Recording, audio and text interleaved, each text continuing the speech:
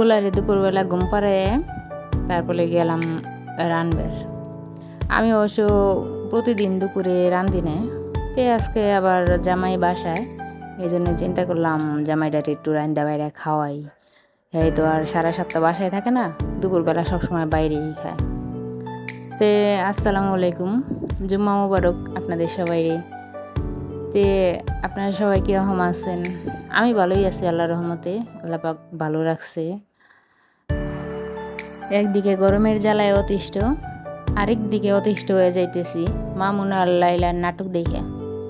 আরে কি মুশকিল, ফেসবুকে যাইতে পারি না, টিকটকে যাইতে পারি না, যেইখানে যাই মামুন লাইলা, যেইখানে যাই মামুন লাইলা।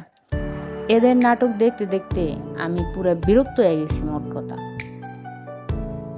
এই দুটার নাটক দেখলেই পুরা মাথাটা গরম হয়ে যায়, পুরা শরীরের রক্ত মাথায় উঠে যায়। মোট কথা, তে আপনাকেও কেমন লাগে সবাই কমেন্ট করে জানাবেন।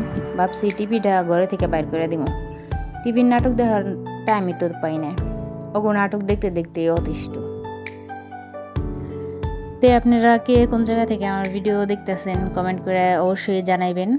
আর আমার ভিডিওটা ভালো লাগলে লাইক কমেন্ট করবেন, আমার পেজটা ফলো দিবেন, আর ইউটিউব থেকে দেখলে আমার চ্যানেলটা অবশ্যই সাবস্ক্রাইব করবেন।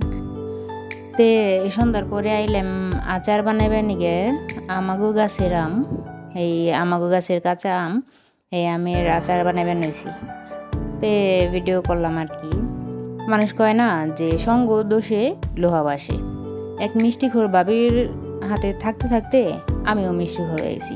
আমের আচার এমন মিষ্টি বানাইছি, মিষ্টি আচার খায় তো আমার জামাই আমারে বকতাছে যে আমের আচার আবার এত মিষ্টি কে বানায়।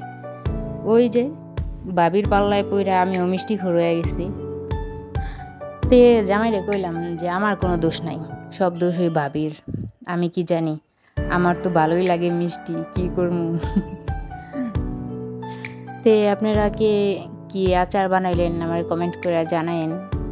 আর এই গরমে কার কেমন অবস্থা, কিভাবে দিন পার করতেছেন, এটাও কমেন্ট করে আমার জানাইতে পারেন।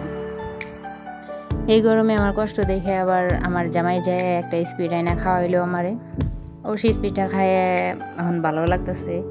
তো সবাই ভালো থাকেন, সুস্থ থাকেন, আর যে যেখানে থাকেন ভালো থাকেন, আর আমার জন্য দোয়া করেন।